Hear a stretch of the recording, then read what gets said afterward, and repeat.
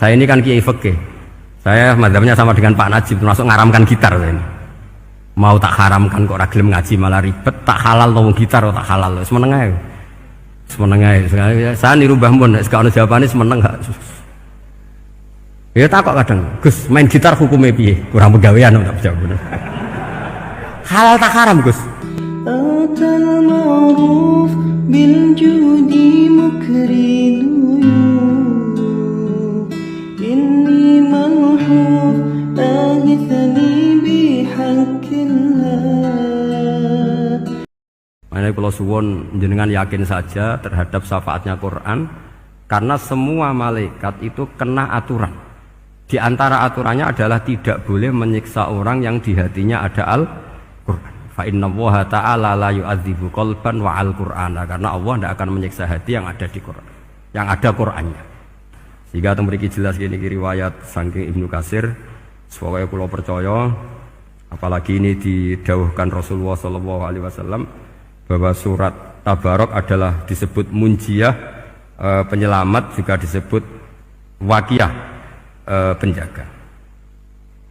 Lalu biasanya orang-orang yang nggak percaya syafaat itu pertanyaannya adalah, kan manusia itu wa alaysa lil insani ila masa'a, manusia itu hanya bisa membawa bekal apa yang pernah dilakukan. Itu dijawab oleh ulama-ulama kita ahli sunnah wal jamaah. Entah perlu ditambah An-Nahdliyah apa enggak tahu saya.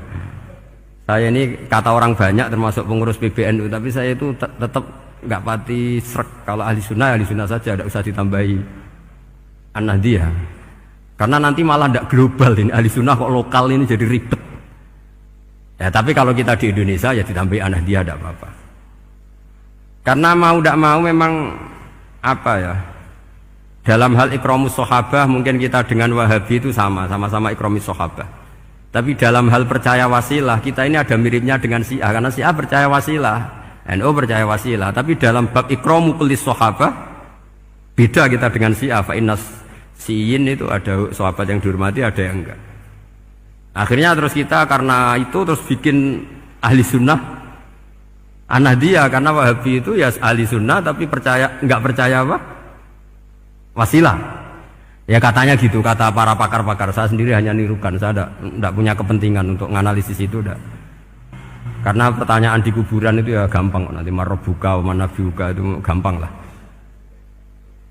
Tapi ada KNU juga, ada nanti Gus pertanyaannya, wama jamiyatuka. Waduh ribet itu, lama-lama wama hizbuka, partai kamu apa? Ribet kan kalau semua orang kreasi nambahin, malah ribet kan.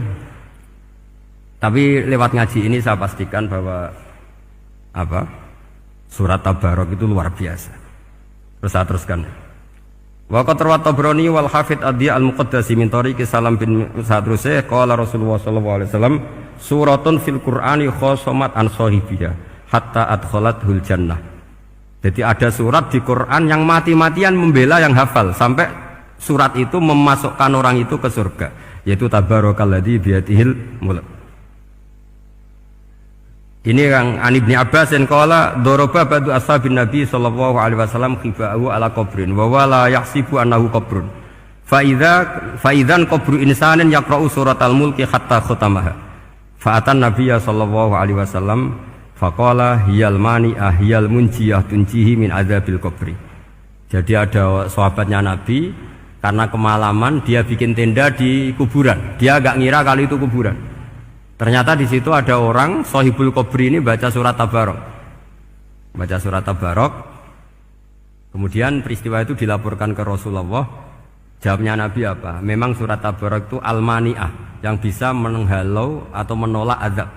Terus hiyal munjiyah, memang surat Tabarok itu menyelamatkan tunjihi min adzabil qabri, akan menyelamatkan orang itu dari siksa kubur.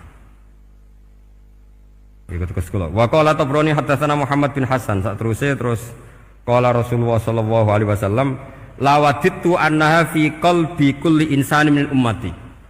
Karena keramatnya surat Tabarok seperti itu, kata Nabi lawadittu pakai lam taukid. Yakti seneng ingsun annaha di surah yaitu Tabarok fi qalbi kulli insani min ummati. Karena keramatnya surat Tabarok seperti itu, saya suka kalau semua umat saya itu hafal itu. Nah, alhamdulillah barokahnya didikan para kiai, para guru, hampir semua kita ini hafal surat Tabarok. Daripada yang kampanye harus hafal Quran semua, ya sudahlah, ini al-maisur la yasqutubil ma'sur, atau ma la yudraku kulluh la yudraku kulluh. Jadi saya itu punya santri orang Sulawesi, itu dulu guru gitar, santri di Jogja. Dia dulu sekolah kesenian di Jogja terus jadi guru gitar. Saya ini kan kiai fikih, saya madzhabnya sama dengan Pak Najib, termasuk ngaramkan gitar. Saya ini mau tak haramkan kok ragilem ngaji malah ribet, tak halal ngomong gitar tak halal, semeneng ae. Saya niru Mbah Mun, nek ono jawabane semeneng gak. Ya takok kadang, Gus main gitar hukumnya piye? Kurang pegawean tak jawab. Halal tak haram Gus? Kurang pegawean jelas. Halal haram tak kok ribet. Tapi yang unik dari itu apa? Tiap tahun Beb itu datang ke saya setor surat Tabarok. Kadang ya setor 5 ayat, 20 ayat, sampai khatam. Naik pesawat dari Sulawesi. Gara-gara ngaji saya sudahlah Gus, sementing aman katakan. Jadi aku ning donya wis main gitar saenakku, nak gak apal Tabarok bahaya gitu. Dia ngapalkan, apal betul. Sekarang kemarin setornya khatam. Ya hanya untuk ngelawan malaikat saja itu, untuk ngelawan malaikat itu. Saya kok tertarik itu.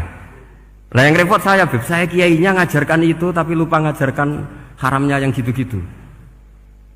Wah ya ribet ya, sudahlah nanti biar jurusi Allah Subhanahu wa taala. Sudah itu sudah.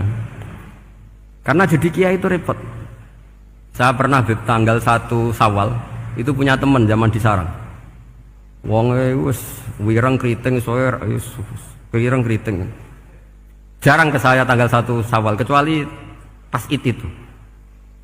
Ternyata datang tuh karena teman saya, semakan senior saya, mau ngijazahi saya. Gus, kowe nak dadi kiai sing hati-hati. Aja geman dalil sing kira iso nglakoni. Ono apa? Dia itu datang ke saya berarti tanggal 2 ya, tanggal 2 sore. Dia itu pas Idul Fitri itu pidato. Man shoma Ramadan wa atba'ahu sitan bin Syawal faka'annama shomat dahrakullah. Itu orang lugu-lugu poso. Barang tanggal loro-loro pas wandekne rokokan. Wong lugu-lugu, wah rugi bah aku poso jebule jenengan ra kena dinut. Jadi semuanya yang poso 6 hari itu ngikuti kiai itu. Ternyata pas disowani pas rokokan, rugi bah aku anut jenengan. Tak nut-nut poso jebule jenengan gak poso. Aku yang mending ngene, lha opo kowe dalil ngono barang lho, lha opo ora iso nglakoni. Makanya ini hati-hati para kiai, nek dalil sing ora iso nglakoni ora usah. Nak khutbah id ora usah cerita poso 6 hari, kok malah diciri orang. Ya cerita wae wong nak berposo dosane di sepuro insyaallah, pokoke yang gampang-gampang saja. Nak dolan ning gone wong awan-awan dosa ganggu. Nak ra dolan sombong gak gelem silaturahim. Pokoke ngomong yang umum-umum saja. Jangan dalil poso 6 apa? Hari itu sekali ada yang anut ternyata kamu ndak bisa, wah itu repot. Ya jadi saya berharap sekali keyakinan guru-guru kita bahwa Al-Quran mensyafaati itu kita terima. Kita terima an ilmin wa an bayinatin wa an hujatin.